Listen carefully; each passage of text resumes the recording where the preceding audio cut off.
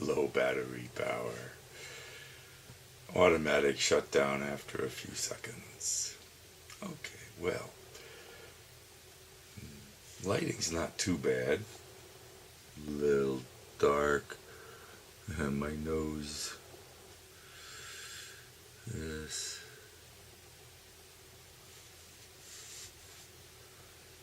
Who is it? Gandalf? Santa Claus? I don't know who else.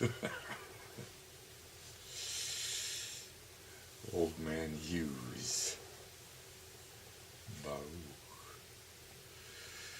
Baruch ben Avram Visarai. That's before they got transformed into Abraham and Sarah. Gentile, basically. Before they got consecrated or something, I guess. Whatever. In any case, that's a minute already. One more cigarette. I've had my,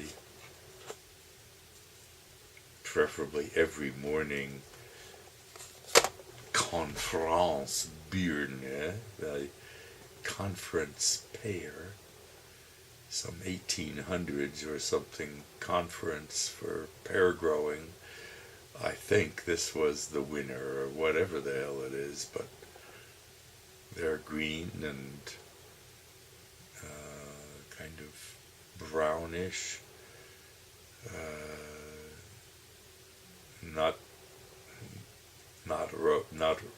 not rose or anything, not really yellow, not like looking very ripe, but they always taste ripe. They taste wonderful, even though they are obviously green. They're not as crunchy as apples. They're juicy, even though they're green, and delicious. And even if it messes with my blood sugar level, I feel at this point anyway, committed to a breakfast pear. One. And the oven is hot, waiting for a potential croissant. That's the other thing I refuse to give up in favor of blood sugar. We'll see.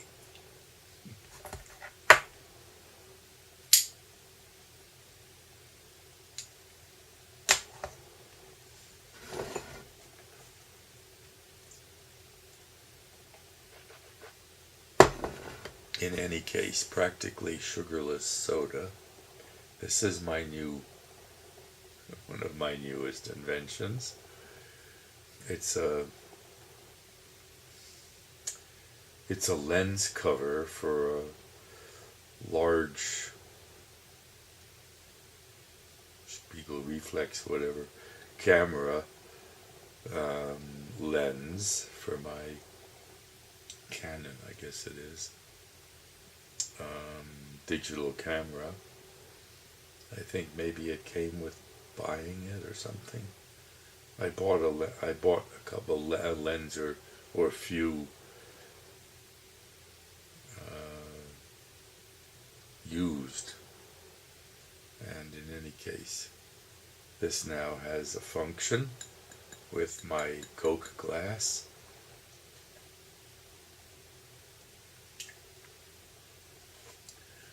Makes it easy to grip even with a finger or two, so I can hold something else in the same hand. And it's very nicely thermally insulated.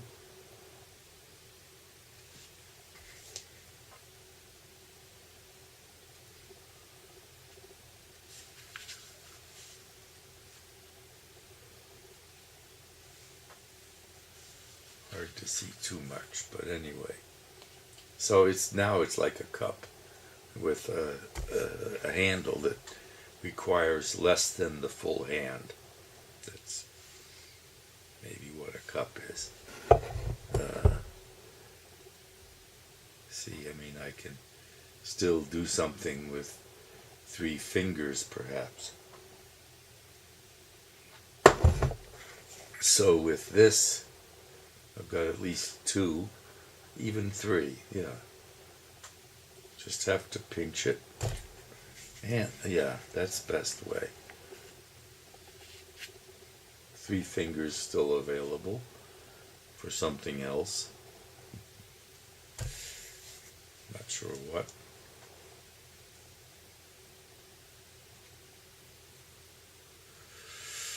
Anyway, I have been reading the Pickwick Papers, which I think was Charles Dickens's first novel, which was apparently published in 19 or 20 parts, little booklets, 1 chapter each.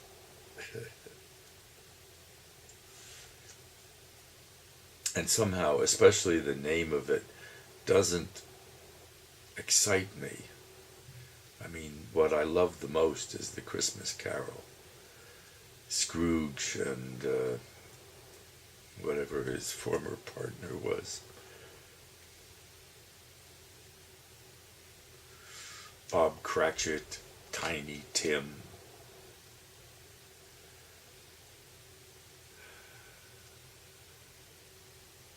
Transformation of the old miser through God knows what kind of hypnotic force or whatever. But a lovely story. I love to read it. I read it every Christmas, I think. Anyway, I sort of thought, oh, doing the Pickwick Papers, this is a little bit like reading Dostoevsky, The Prince, or something which is getting a little bogged down. I'm theoretically reading something of Dostoevsky out of Notes from Underground, but that's bogged down.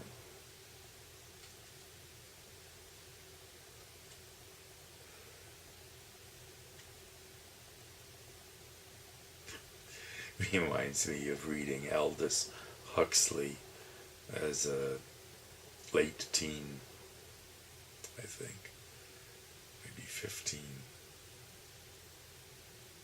I didn't really get it. I knew that it was agreed upon that it was great literature, and whatever I was reading, most of it, I just didn't really get it. But I read it out of false pride, let's say.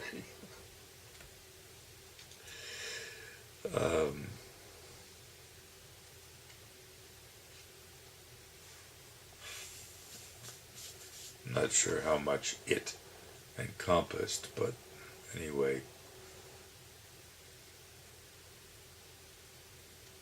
at least 1 or 2 or 3 books that didn't really penetrate somehow. And then, late-ish, I think, in high school, I memorized the love song of J. Alfred Prufrock, T.S. Eliot's, I would say, magnum artist or something.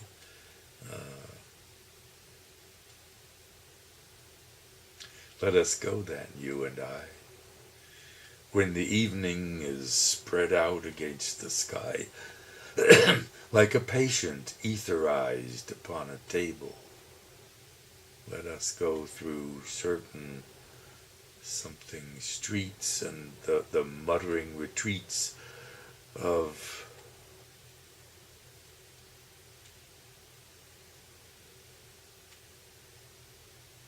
something about restaurants with oyster shells and whatever, I don't know. And in the room, the women come and go like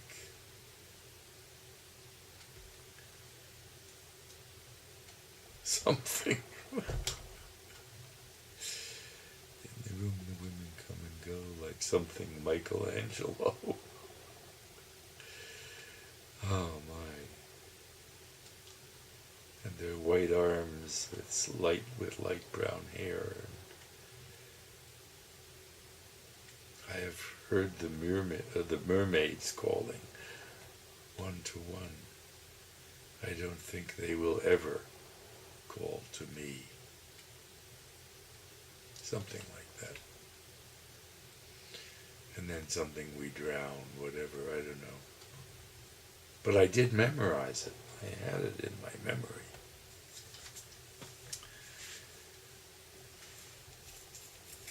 Pridefully. Hey, I must be pretty cool. I've memorized a great poem.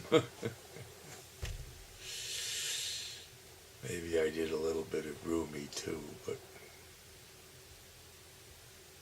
the nicest was the second movement of Bach's double violin concerto, which Gabi and I whistled together at our first, not even quite yet, meeting around a campfire, around Ramesh, around my first trip to Europe, I think.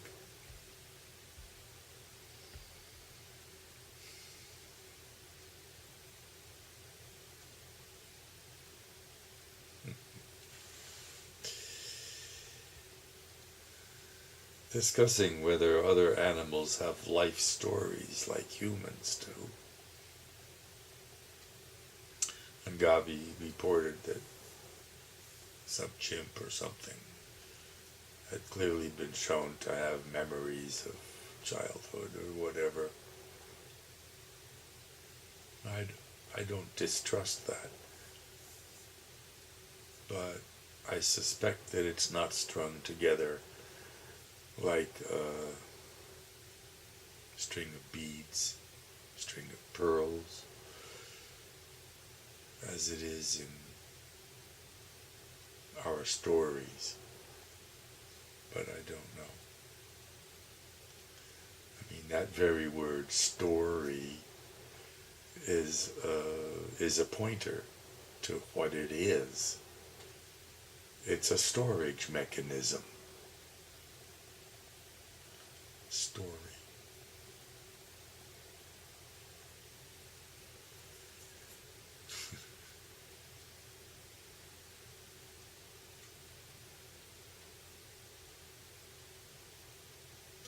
Of course, there's the necessary ability of some aspect of the mind, the spirit, to observe.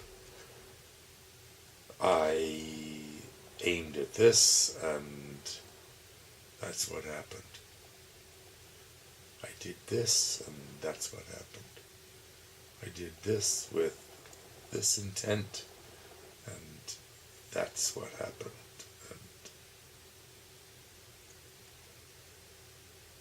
I mean, how does a baby learn? By coordinating the senses. Eyeball something, reach for it, missed, oops, oh, yeah.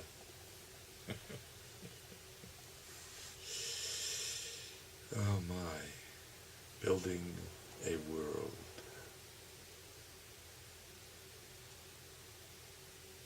Clearly, our awareness of the world is the stuff that dreams are made of.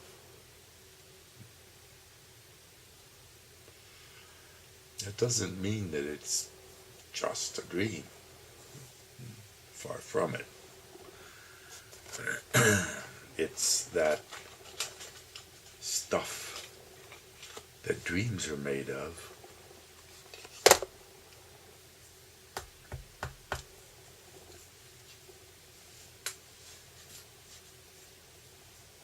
Functioning.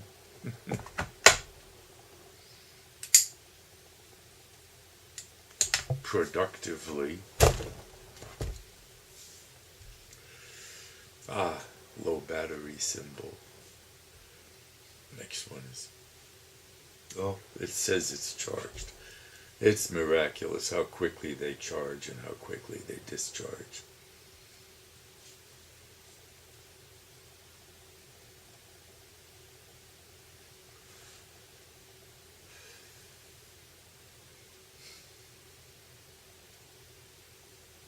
Stories and coordination were, well, observation followed by, as often as not, more often than not, improvement. The feedback system.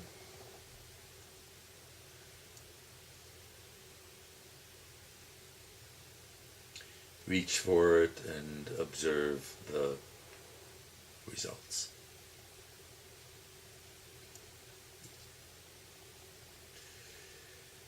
Hand-eye coordination.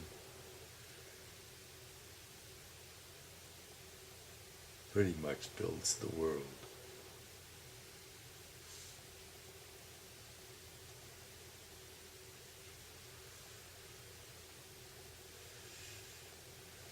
From the stuff that dreams are made of.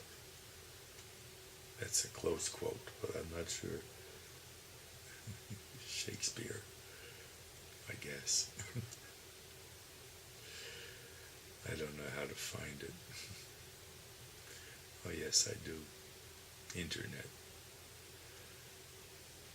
Just Google stuff's dreams made of or something and you'll find it. Incredible. The whole fucking world is indexed or indexable, practically.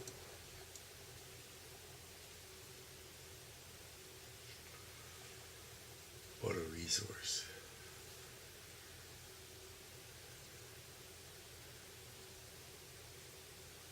A higher level of networking than we've been accustomed to.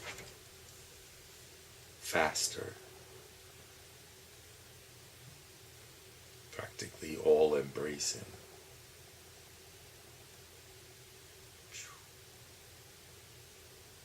What's next? Tyranny? The far left. Equality of outcome is what counts. You know what that means. That means everyone is crushed under the tyrant's boot. Equal outcome. Flat.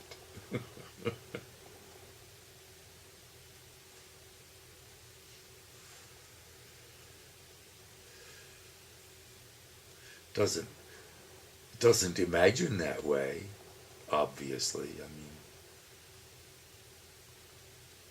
I'd say few and far between are those on the far left who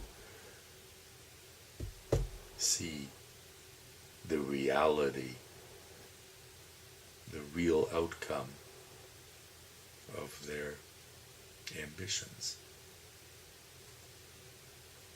The real outcome. It's been clearly demonstrated. Death, poverty,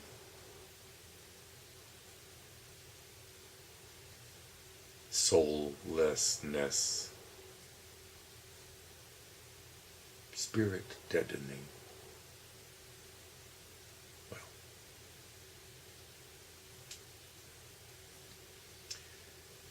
Yeah, I mean, phenomena like Solzhenitsyn or something. Well,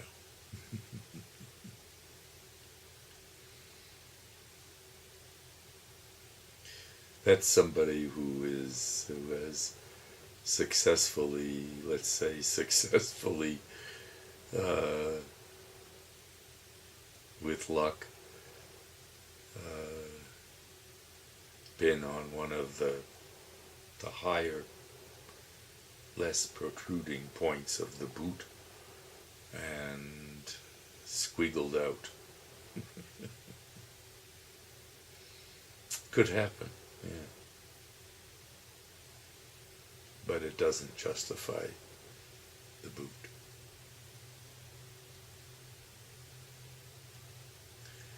Ah, well. And everybody's a victim, and everybody is a victimizer. Everybody's a victim and everybody's a villain, and only the collective counts. Whatever, 21 minutes and low battery. Well, now, back to the Pickwick Papers. It's actually little mini adventures, and it's not bad.